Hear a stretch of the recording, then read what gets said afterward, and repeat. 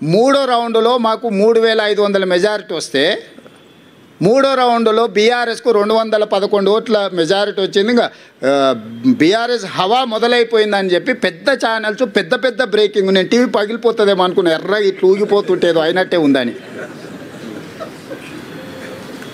తప్పు ఆ సమాచారం అంటే దబాయిస్తున్నారు ఉల్టారే, మాకు తెలుసా మీకు తెలుసా మా వాడు లోపల నుంచి పంపిస్తుండని.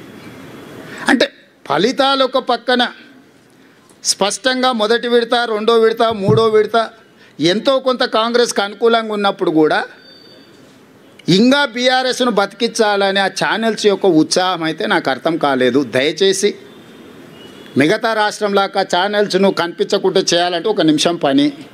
పక్క రాష్ట్రంలో కొన్ని ఛానల్స్ లేనే లేవు, అంతో ఇంతో ఇక్కడ ఉన్నాయి. మేము మాకు వ్యతిరేకంగా మీరు వేసినా కూడా ఏమనుకుంటా సరే నడుస్తుందని.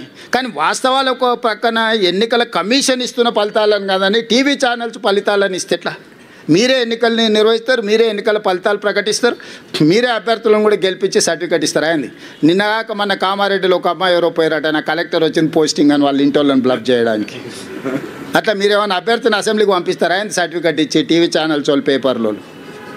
దయచేసి మీ విశ్వసనీయత పోగొట్టుకోకండి.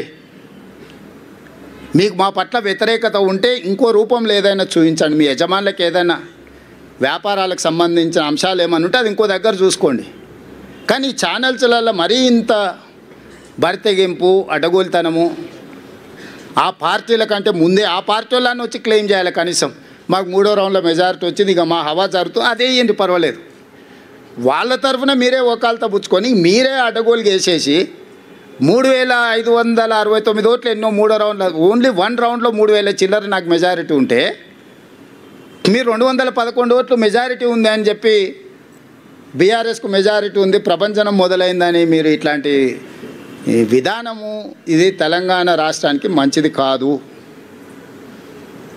దయచేసి ఈ ఫలితాలు విశ్లేషణలు మీరందరూ చెయ్యండి.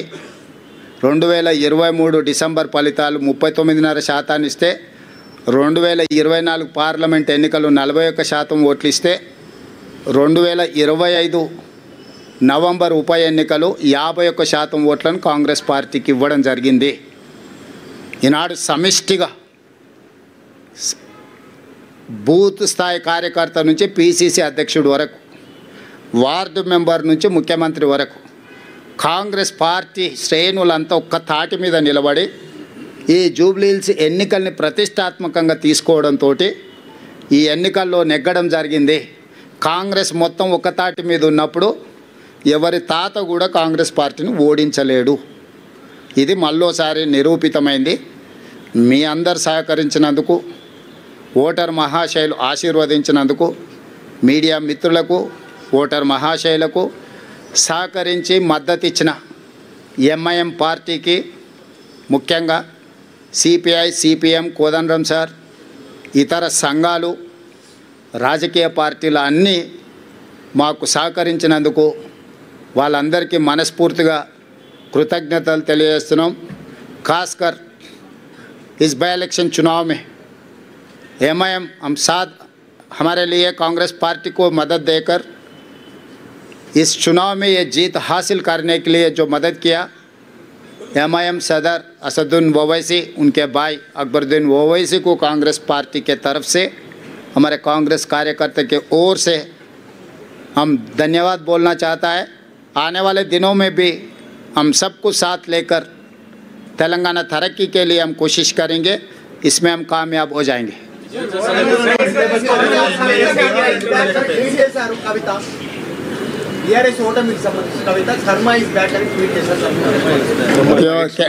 అంటే అది కేటీఆర్ అడిగితే కరెక్ట్గా సమాధానం చెప్తారు.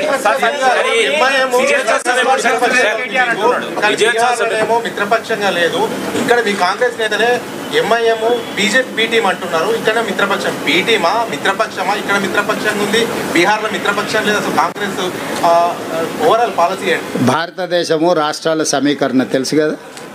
ఏ రాష్ట్రంలో ఆ రాష్ట్రంలో ఉండే నైసర్గిక పరిస్థితులను బట్టి, అక్కడ వాతావరణాన్ని బట్టి అక్కడ పంటలు పండుతాయి, అంతేనా?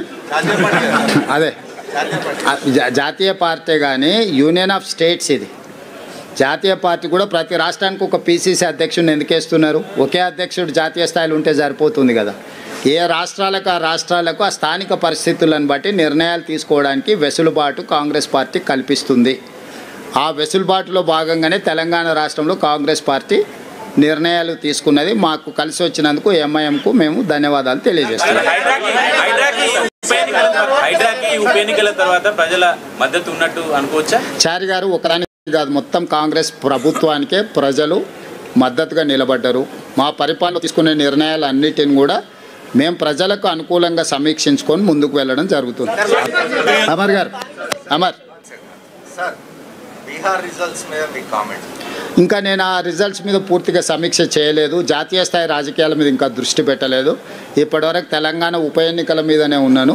వాటిని విశ్లేషించిన తర్వాత తప్పకుండా నేను స్పందిస్తాను.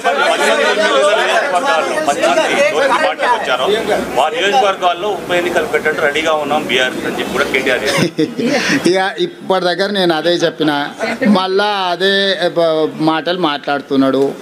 కాబట్టి ఇవన్నీ నేను అందుకే చెప్తున్నా, నేను సూచన చేస్తున్నా. తెలంగాణ మంచి కోసం, వాళ్ళ భవిష్యత్తు కోసం ఇద్దరికి సూచన చేస్తున్నా. ఒక ఆయన అసూయ, రెండవ ఆయన అహంకారాన్ని తగ్గించుకోవాలి. పాతకాలంలో చెప్పారు, కింద పడ్డా కూడా పైకాలు నాదే అన్నాడు అంటే వెనకటికోడు. కాబట్టి ఏది ఎట్లా వస్తే అది అట్లా వస్తుంది. ఇప్పుడు అది ఆయన చేతులు లేదు, నా చేతులు లేదు, స్పీకర్ గారి చేతిలో ఉంది, సుప్రీంకోర్టు చేతుల్లో ఉంది. అది వచ్చినప్పుడు వస్తుంది. ప్రజలు ఇచ్చే తీర్పు తప్పకుండా ఇస్తారు.